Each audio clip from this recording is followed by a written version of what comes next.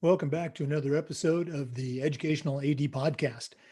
We couldn't do these without the incredible support of our sponsors, and we want to take a moment to say thank you to all of them.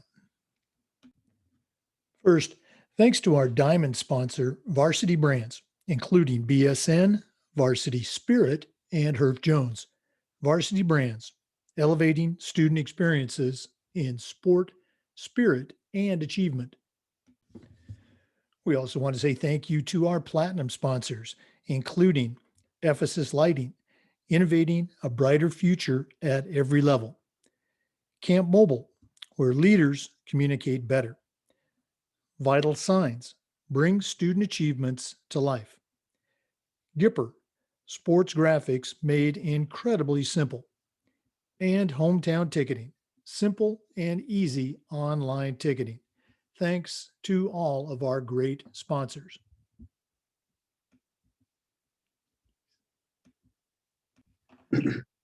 Welcome back to another episode of the Educational AD Podcast. We have a very special guest today, Dr. Greg Dale. Greg is the Director of Sports Psychology and Leadership at Duke University. He's also a professor of sports psychology and ethics. He's published multiple books, one of which is on my desk and I readily share with parents. And he's a sought-after consultant for teams, universities, and businesses. Dr. Dale, welcome to the program. Yeah, thanks, Jake. I'm excited to be here. Thanks for having me.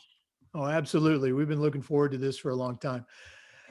Well, we always like to let our listeners have a chance to get to know our guests. So tell us a little bit about yourself, where you grew up, where you went to school and college, and maybe how a love of sports led you to, this career that you're in right now.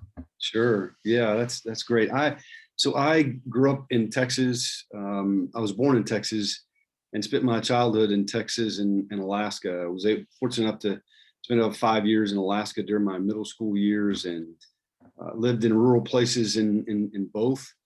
In Alaska, it was very rural. There were about 40 people in the community that where I lived. There was a Native American village right behind us along the Copper River there. There was a one-room school for K through 8 grades there, and there was a husband and a wife.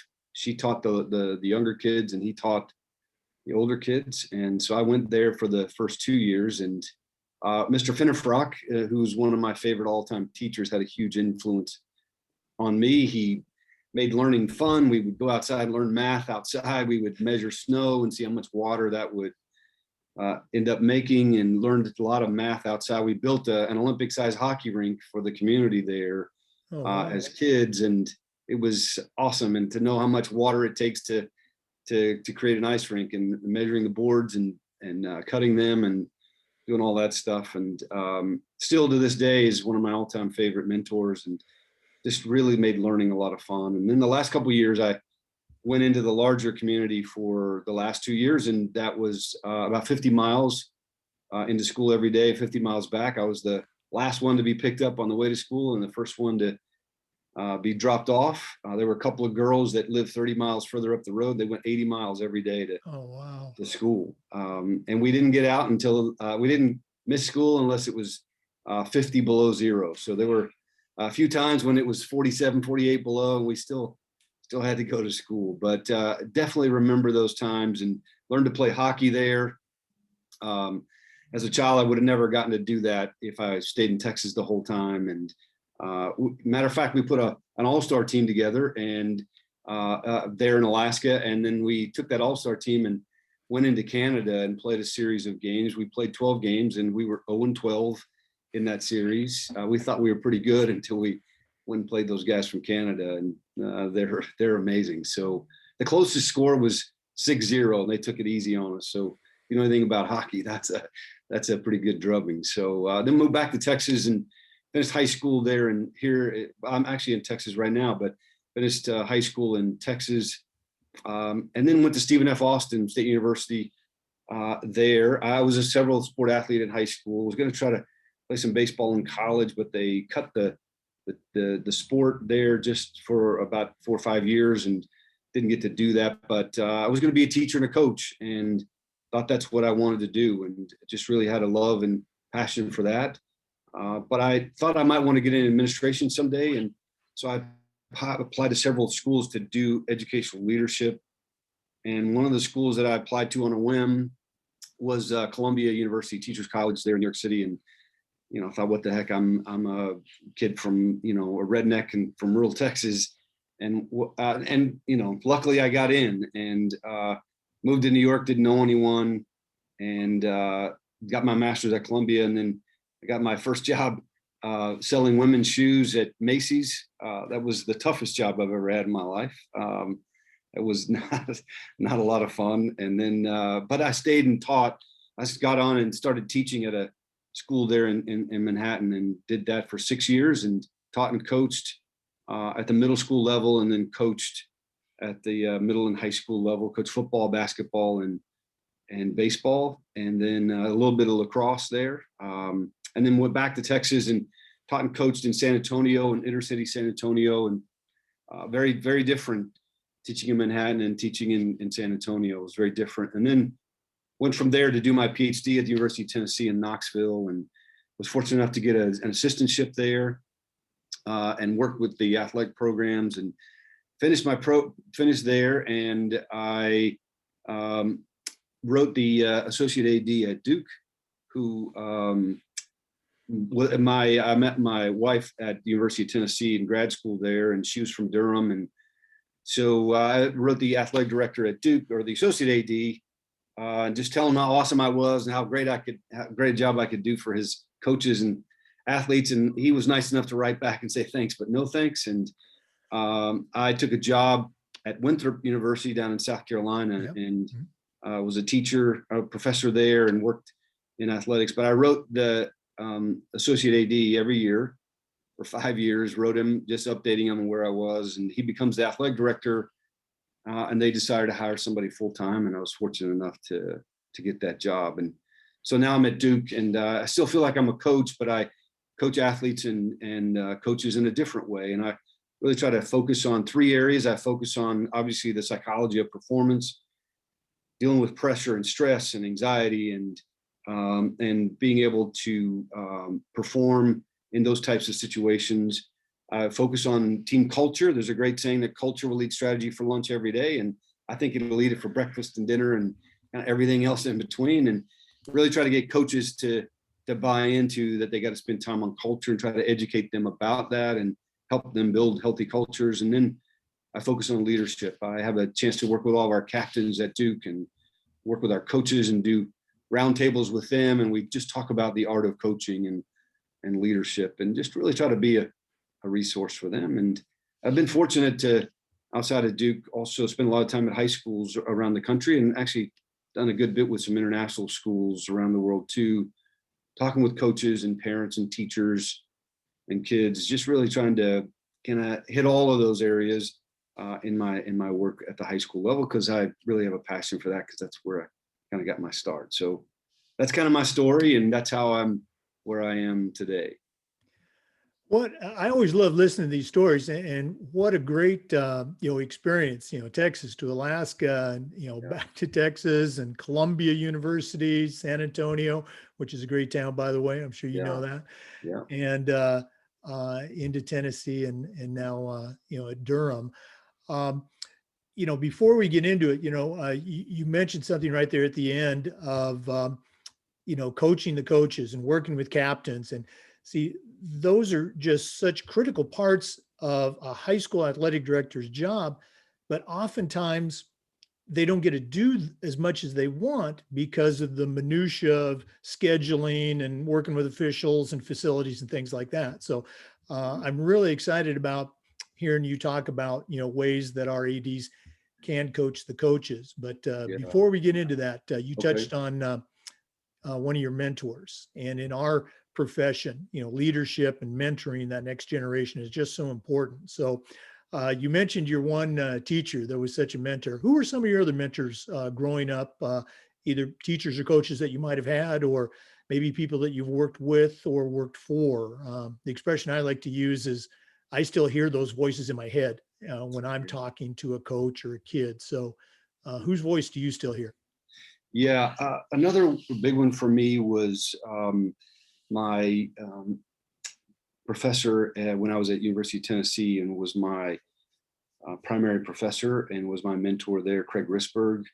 And Craig was great about pushing me and challenging me to think about things in a different way. Again, remember, I came from a pretty rural place and had lived in New York, but I was he would I would try to always ask him for advice, and he would always push back and say, "You go do it and you work on it, and then give me something and I'll give you feedback on that." And it really pushed me to challenge myself to think and to work through things rather than just asking him for those things. And another piece of advice, it might sound a little harsh, I think, perhaps, but one thing that I thought was really good was that, he and I were working with the different teams there at Tennessee, and there were several teams that were really into what we were doing and were on board, but there were a few teams the coaches hadn't bought in, and the athletes wanted to, but the coaches weren't buying in, and so we weren't getting to spend time with them. And I was spending a lot of time trying to convince those people to come on board with us and be a part of what we were doing. And at some point he challenged me. He said, "Greg, you're spending all your time trying to convince them that you're ignoring the people who are already with you, and that you've got to be able to, at some point, you got to go with the goers. You got to put your energy into those people at some point, ultimately, that are with you and that are buying in and what you're doing." And I thought that was really good advice. It's not that we don't want to work with those people who are the tougher ones, but at some point, are we doing so much of that at the expense of doing that with the people that are in with us and going with us? And so I thought that was really, really good. The best leader I've ever been around is my boss, who has been at Duke and just retired. Her name is Jackie Seiler, and she was our senior women's administrator. She was a former field hockey and basketball coach and went up through the ranks, but incredible in her ability to communicate with people, to be honest, and to be truthful, but also be compassionate and be empathetic, and really cared about us. Truly had a strong relationship with her, and we didn't always agree, and she allowed me to voice my disagreements, and she allowed me to challenge the process, and we had lots of conversations, but was really very instrumental in me and helping me get to where I am now, and the work that I'm doing at Duke, and just admire her and really loved working for her, very much so. And just still try to have lunch with her at least once a month now, just to stay in touch and continue to get wisdom from her. Oh yeah, it's great that you can still reach out to those people that Yeah. helped you get where you are. And again, it's just a great reminder to all of us. We didn't get here on our own. There were people that were helping us or pushing us or kicking us in the butt when we needed it. Okay. That's right. Yeah. It's interesting. Real quickly, I do in some of the workshops that I do around the leadership piece, is one of the things I'll do is during a break, I'll ask people to think about the best mentor that they've ever had, and that they have to go and call that individual during the break and just say thank you, and just say, "I appreciate what you've done for me and how much of an impact you've had on me." And it's amazing how impactful that can be for those people. It might make their year. They're retired and they don't have a lot going on, and but you take the time to stop and call them and say thank you is big. Yeah, no, absolutely. Okay. Yeah.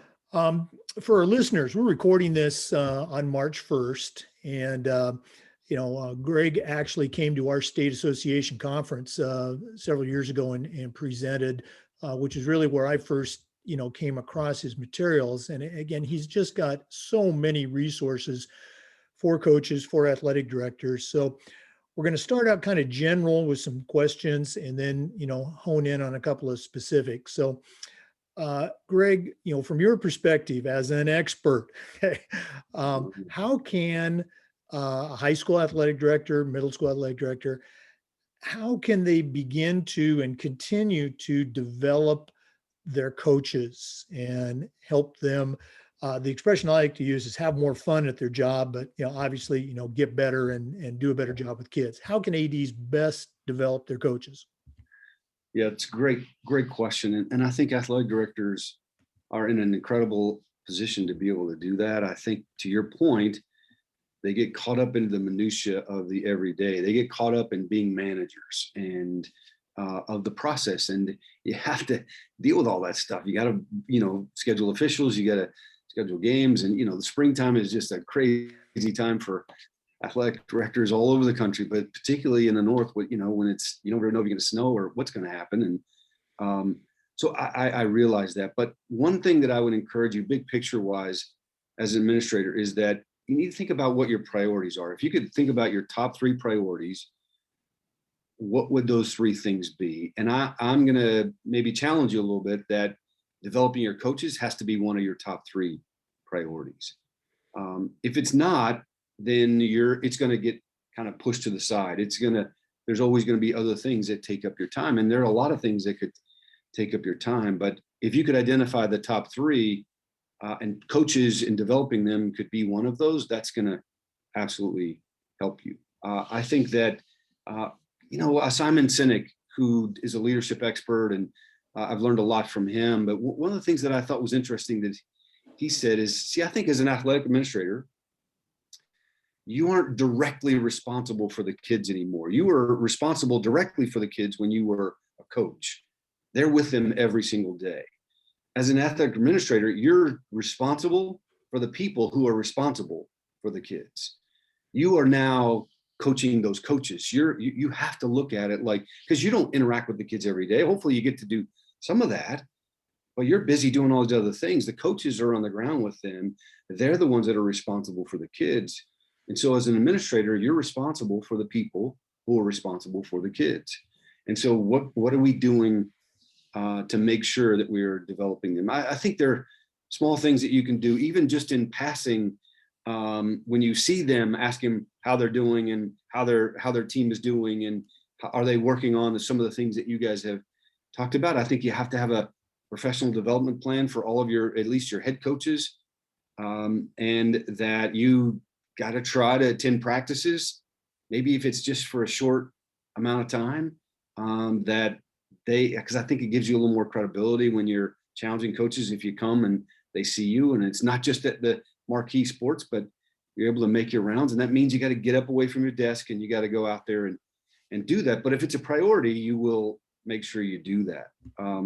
I think you got to provide them professional development opportunities, whether you send them to places or you bring people in to challenge them, and you guys have conversations about this stuff regularly. I hope maybe you bring your coaches together and you guys have conversations about the art of coaching, that whether you're a basketball coach or a tennis coach or a swim coach, you guys can talk about coaching. And there's so much that goes into that that has nothing to do with X's and O's for sure. But I think it has to be a priority for you. Yeah, just some really great stuff there. I've been involved with NIAAA for a number of years, and we just, over this past year, have created a new course called Partnering with Parents. Yes. A year ago, they unleashed the, Coaching the Coaches class. So, a lot of things that you've been doing for a number of years, we're starting to get involved with at our national organization. The parent thing brings me into my next question. We're going to kind of laser focus just a bit. I think historically, certainly not 100 years ago when I was a high school student, and maybe not even when you were a student, Right. but let's Yeah. say the last 20 years, parents Yeah. have become so much more involved in the day-to-day workings, it seems like. And so rather than looking at it as a challenge, I think successfully these, try to look at it as let's say a limited partnership. So my question to you is, how can athletic directors help parents understand, their role in the development of their kid as they go through the middle school, high school ages? Any advice for them? Yeah, boy, parents, that joke of the best place to coach is at an orphanage, right? Or or at a prison, right? Yeah, you don't have any alumni there. You don't have anybody that are really caring about what you're doing. And I think, all joking aside, I think it's a real challenge for sure. I think deep down, kids are very much the same as they've always been.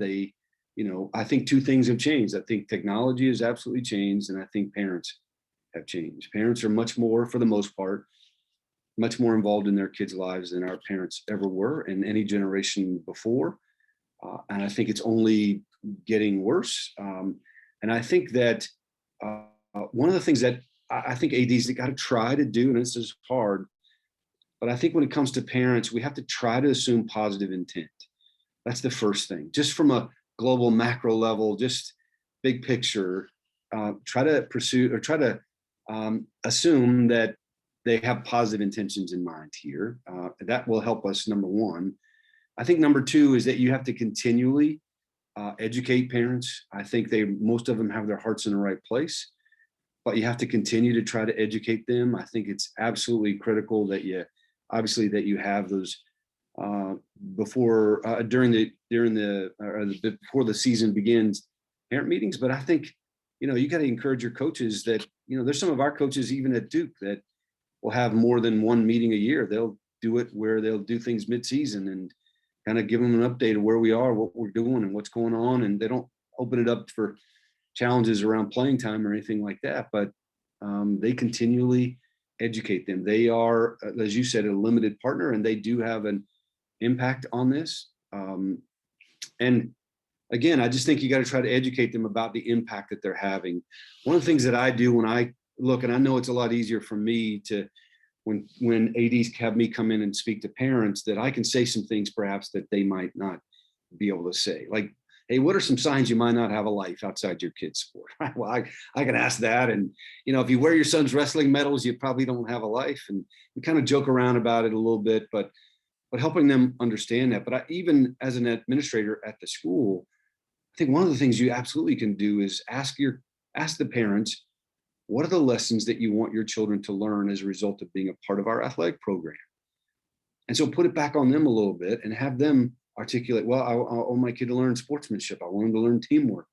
I want him to learn discipline. I want him to learn that how to win and lose. And awesome. Those are all great. And maybe even put them up where they can all see them and say, and then put it back on them and say, we're going to work really hard to do that here. But you guys got to play your role too. And so how can you help us help our children learn sportsmanship? Right. And so again, I kind of can say things like, if your spouse or significant other is too embarrassed to sit by you during a competition, you might have lost perspective, and maybe we need to change how we do things. Are you modeling sportsmanship in the way you interact with officials during competitions? Because they are watching us, they are paying attention to us. And so in teamwork, if your child's not getting the role that they want, is your first response to go talk to the coach about why your child's not playing? Or are you going to have a conversation with your daughter about what it means to be a great teammate, even when she doesn't get to play the role that she wants and she's pouting on the sidelines? And so I think if we can, in a very tactful way, kind of put it back on them and say, we need your help. And here are ways around sportsmanship and teamwork and all those things that you guys can do to help us help the kids, because it's a team. We're in this together to help your child have the best possible experience.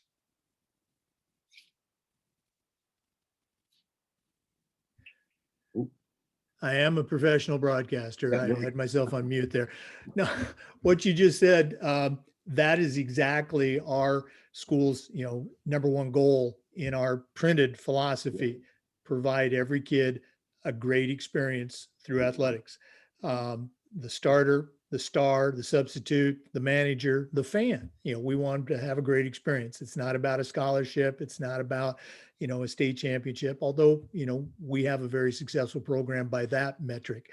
But, you're right, communicating with the parent. I still remember when you spoke at the FIAAA conference, and I was madly scribbling down notes, the part about the parent perspective, that it's not through bad intentions that they want the best for their child. And the way you articulated it, it just resonated with me. And I did go back and share it with our coaches in that, the parent is very seldom going to approach their child's experience through the lens of the team. They're going to approach it from their own child.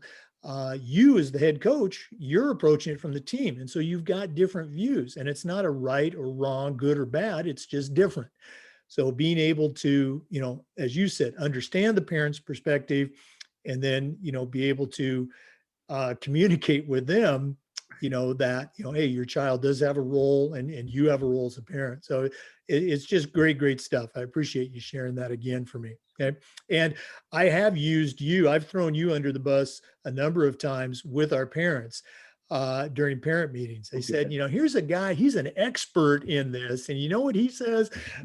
So I can say those things through Awesome. I you. love it. I love it. That's great. And you can see the parents sitting in the bleachers, they're pointing at, oh yeah, that's Jim over there. And or a Right. wife elbowing her husband. Yeah. So no, it's good stuff. Good.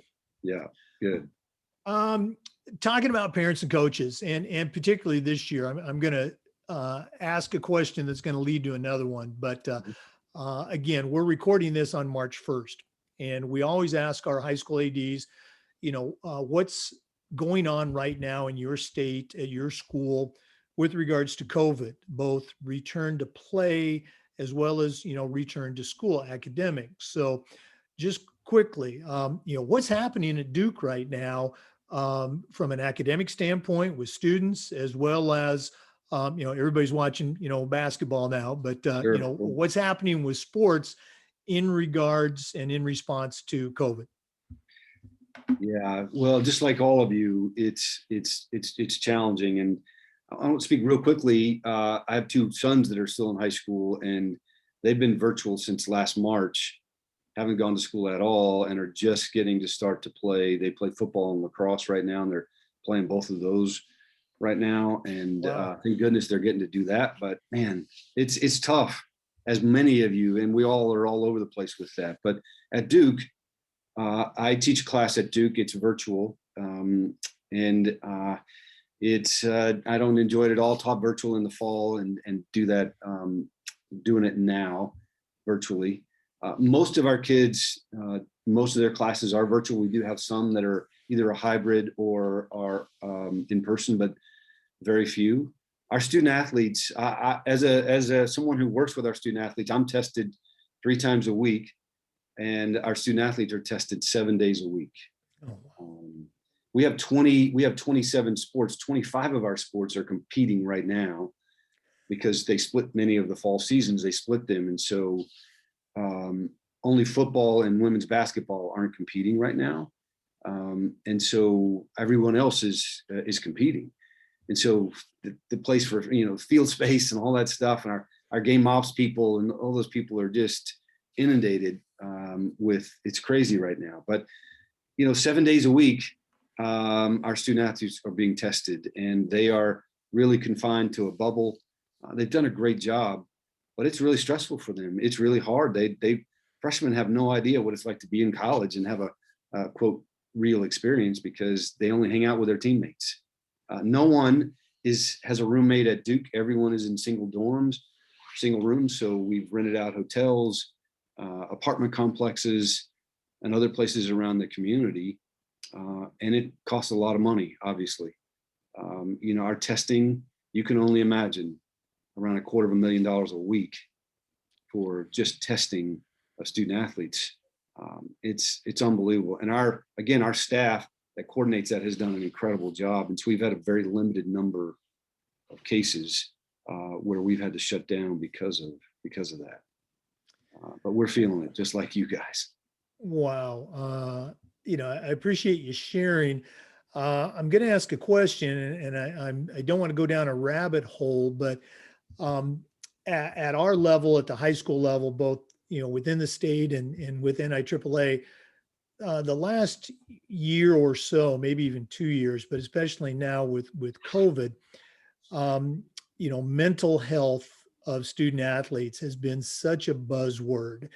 And while certainly acknowledging that it exists and we need to be aware of it, I still find myself being kind of that crusty old coach, come on, got to be tough. From your perspective, again, as an expert, are y'all doing some things to specifically address, creating and promoting positive mental health with your student athletes, as opposed to, worrying, oh my goodness, the mental health of students? Does that make sense? Yeah. Sure, of course. Yeah. Yeah. Well, the first thing I would say is we have a couple people full time now that just focus on mental health with our student athletes, and they're a great resource for the kids. Before they came, I referred a lot of kids out because just couldn't take care of everything. But we have a couple people that do that. But yes, absolutely, we are continually talking to the kids about acknowledging that this is a really challenging situation, and acknowledging that we all respond to it differently. I think that's, if athletic administrators, you can help your coaches, which will in turn help your student athletes, is that we need to demonstrate more empathy and compassion more so than ever before, because not everyone is responding the way we respond to this. So I think back just a little over a year ago when Kobe Bryant passed away back in late January of 2020. Immediately, and I work with some guys that play in the NBA, that some of the guys, the way they wanted to honor him was to get out and play right away. They wanted to play and they wanted to do that. But there were some other guys that needed to take a couple of days off and needed to, just because it was such a traumatic experience for them, because he was such a mentor for them and such a friend. And people really gave them a hard time, really bashed them. Here are these guys playing and you're not, and totally bashing these guys for having a different experience around that. And so I don't know that there's a right or wrong. And I think we got to be a little more compassionate, a little more empathetic, and understand that not everybody responds the same way. But at the end of the day, and we want to empathize with that and understand that.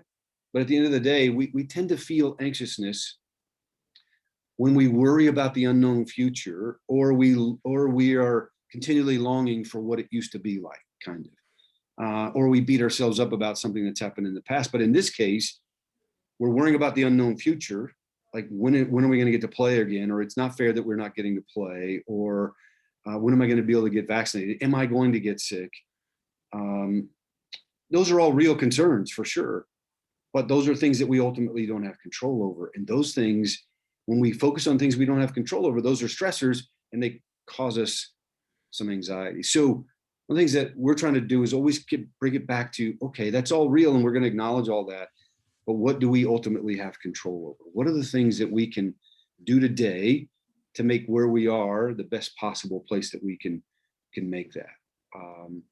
And I think that's really an important thing to do, because it helps make people feel a little more centered. We can acknowledge, yeah, I'm stressed about that, I'm worried about that, but I can't do anything about that. What do I have control over today? Today is, I'm going to make the most out of practice today. Or I'm going to make the most of the situation that we have in whatever it is. It stinks. It's not great. I don't know if that's helpful or if that makes sense, but. Oh no, that's very helpful. And I think you're spot on. There's so many things that we do have control over, and, hey, let's go out and let's be proactive. Let's take charge. And again, as ADs, you're right. Yeah, absolutely. We all need to be more empathetic. Okay. Again, March 1st, we're coming up on that 1-year anniversary of COVID. And for 2021, I think we can see, your situation there in North Carolina for high school has got to be crazy. All those sports going on at the same time. We certainly don't have that in Florida. But what advice can you give to our listeners about finishing, for both ADs and for parents, for finishing 2021 strong? How can ADs and coaches and parents get the most out of these last couple of months of the school year? Yeah, well, I think it's about, much of it is about our attitude and our approach. And gosh, it's such a, this whole thing has become very political, and everyone has an opinion about whether we should wear a mask or whether we shouldn't. And whether we should get vaccinated or whether we shouldn't. And I certainly don't want to get into all that. But I think that as much as we can, we've got to be the model for what we want the kids to be, and continually remember that they're watching us, and that how we're responding to this is going to really determine in large part how they respond to this. So we got to continually be that positive influence for them. We got to continually help them make the best of a challenging situation. If we only get to play 6 competitions where we normally get to play 11, okay, yeah, we can acknowledge that stinks, and maybe it's not fair. But you know what? That's our situation. And so now we got to make the most of this. Now we got to make the best of a really challenging situation. Our children, these kids are going to learn a lot about resilience. They're learning a lot about grit and determination and overcoming adversity. And I think they're going to come out on the other side of this. Many of them, maybe not all, but many of them are going to come out a little more gritty, a little more resilient, a little more appreciative, perhaps, at least for a while, of all the things that we do have. So I just think, again, we got to model what we want these kids to be, because they're watching us. Great advice. And we've been trying to share a similar message, with our coaches, that, hey, last spring, those student athletes, those coaches didn't get anything. Okay. Yeah, So, that's right. let's really, look at what we're doing right now and be thankful for that. Yeah. Greg, I got a couple more questions, but I want to ask you, for our listeners, if you have never heard of Greg Dale, get out from underneath your rock. But for an AD or a parent, or if somebody wanted to reach out to you and maybe have you come and speak at their school, I know you have a ton of programs, but just real briefly, what are some of the services that you can offer a school, a high school AD, and then what's the best way to get in touch with you? Yeah, well, thank you very much for asking that. I've been very fortunate at Duke that my administrators and my boss, I was talking about, Jackie, they've been very good about encouraging and allowing me to spend time with people outside of Duke, because they feel like I'm hopefully making a difference at the grassroots level more so. So yeah, I've spent a lot of time at high schools and middle schools around the country, and as I said, around the world, and really try to work with coaches. When I go, I'd like to spend as much time with as many people as possible, but really try to go with the coaches, really try to focus on kind of the art of coaching and their credibility, and how do the coaches establish credibility with kids? How do they lose it?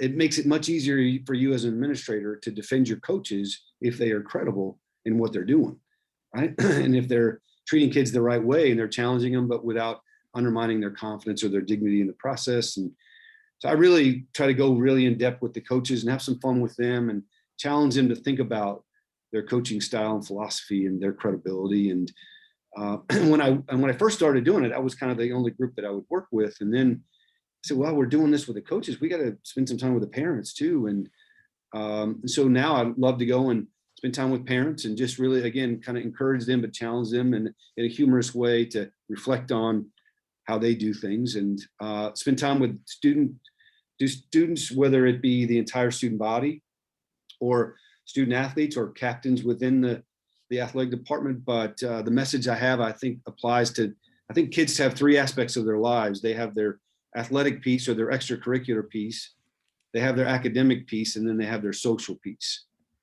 And when we're talking about confidence and we're talking about anxiety, we're talking about pressure, we're talking about being a part of a team, we're talking about dealing with adversity, those things apply to all aspects of our lives. And so I really try to make sure that we apply to there. I also do work with teachers. The latest book I wrote is a kind of a love letter to teachers. It was my first attempt, along with a couple of colleagues at a fiction, and really try to challenge teachers to think about their role and, how the culture in a classroom is a direct reflection on them and their leadership within the classroom, and taking some of those same principles and applying it to the classroom. And so when I go, I love to spend as much time with any or all of those groups as possible, and usually over a couple of days. And then, obviously it'd be great to have follow up at some point, and a lot of ADs have taken me up on that and have utilized those services. And I think they found it helpful because I reinforce a lot of things that they're already saying, and they can refer coaches back to that and refer parents back to those things after we've had those conversations. I have a website. It's excellenceinperformance.com. That kind of gives you a rundown of the different workshops that I do. My email, gdale@duke.edu, is a great way to get in touch with me. I have done a series of videos for athletes. It's on teachable.com, and you can go there and take a look at those, and people can get the 6-part series, and then they get 6 different virtual meetings with me, so they can do it with their teams or their whole athletic department. However they want to do that, they can do that. And I have written some books and have some videos out. I'm doing a weekly, like a 2-minute leadership piece right now on LinkedIn or Facebook or Twitter. If you're interested in following me anywhere on there, you can get those. Just trying to give you some food for advice about leadership. So that's kind of, I'm not very good at marketing myself, so I appreciate you asking me the question, and hopefully I give people some ways that they can get in touch with me, because I'd love to come spend time with you guys at your schools. Oh, absolutely. And again, those resources, I encourage you to take a look at them. They really will, have an impact for you. So, don't be shy about reaching out to Greg. Appreciate it. Yeah. This has been great visiting with you and sort of reconnecting, but we're not done yet. Okay. We always like to wrap up with what we call the athletic director's toolbox. And what we do is we challenge ADs to send out a brand new athletic director on their very first job. But we only allow you to put 3 items in their toolbox. So I'm curious, what 3 items are going to go in Dr. Greg Dale's athletic director toolbox? Well, I'm going to put in a really big set of ears for you, that you can listen really well. If you're going to be a new athletic director, you need to listen. I can't tell you how important that is. I'm working on a project right now. The next book is actually written for people who move into leadership positions for the very first time. And because it's not easy, and you get elevated. Many times they're a coach, or they are maybe an assistant AD or whatever. And boy, you move into that head position, things change. It's like one of the guys that is an NBA assistant coach talks about moving 12 inches down the bench from his seat to the head coach's position. Man, you go from making a lot of suggestions to now you have to make decisions. And there's a big difference between just 12 inches on a bench. And it's wholly different. And the biggest advice I would tell you is that, and based on what I'm learning from interviewing lots of people who've been through this, is that you got to listen more than you talk. For sure. That's the first thing. I think the next thing that I would take is a mirror. And I put a mirror in there for you, because I think you really need to pause and reflect and think about who you are, what your values are. If you haven't really stopped and thought about that and written down your top 3 values and really gone through that process, you need to think about that. You need to understand what your values are, because those are going to guide your behaviors, and you need to use them to help guide your behaviors and your decisions that you make.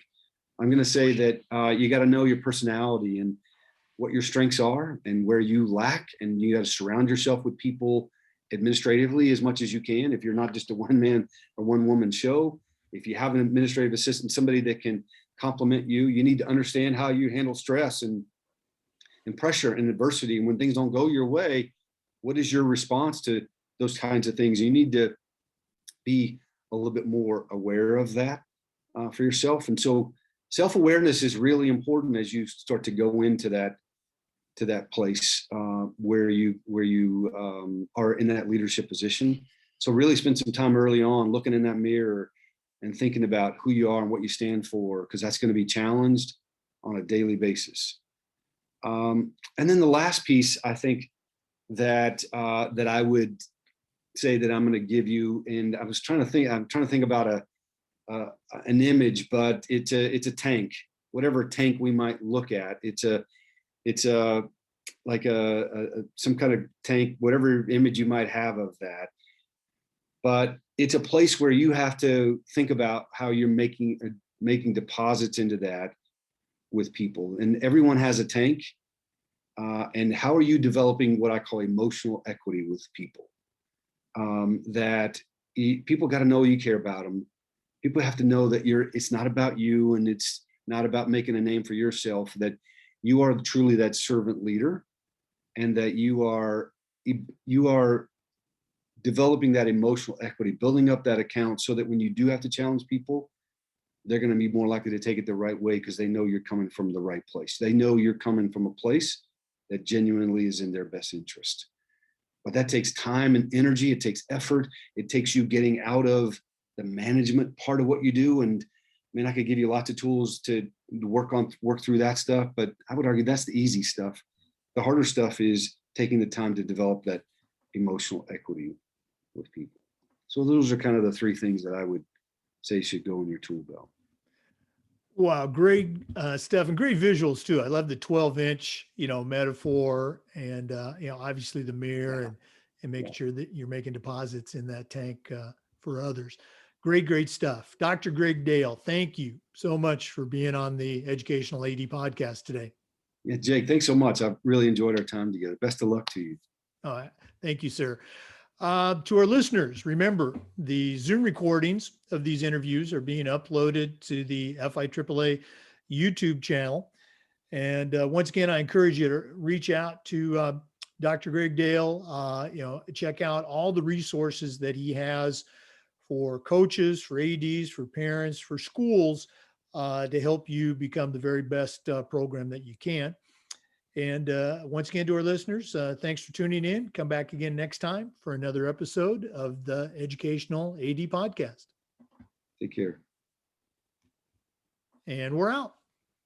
All right. That was great. Wow. Thank you so much. Hopefully that was helpful for you. Yeah. Oh, no, that's going to be fantastic. Good. The audio, the podcast will start airing on May 5th. And, goes up on all the normal, platforms, Okay. Apple Podcasts and Spotify and Anchor and all that. Okay. And then usually about a week or two later, the Zoom that we recorded, that'll go up on our YouTube channel. So again, really appreciate you sharing with us today. Yeah, you're welcome. Thanks for having me. I appreciate it. Okay. What do you got going in Texas right now? Yeah, I'm down here. I do some corporate stuff too, working with teams on leadership and team building and stuff. And so I'm working with a group down here. We're doing the social distance thing. It's a small group. And so I'm here with them in Austin, and then I'll head back tomorrow. You need to stop and visit with Deshaun Watson and the Houston Texans leadership. That's a little dysfunctional, isn't it? Holy mackerel. Yeah. Man, it's bad.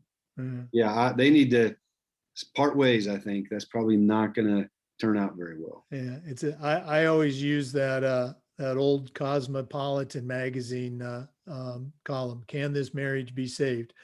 Yes. Sometimes it can. Sometimes it can. That's right. Yes. Yeah. All right. Well, thanks again, Greg. Really appreciate it. If we can ever do anything for you, let us know. Yeah. Great. Thanks a lot. Appreciate you, buddy. Take care. Have a good one. All right. You too.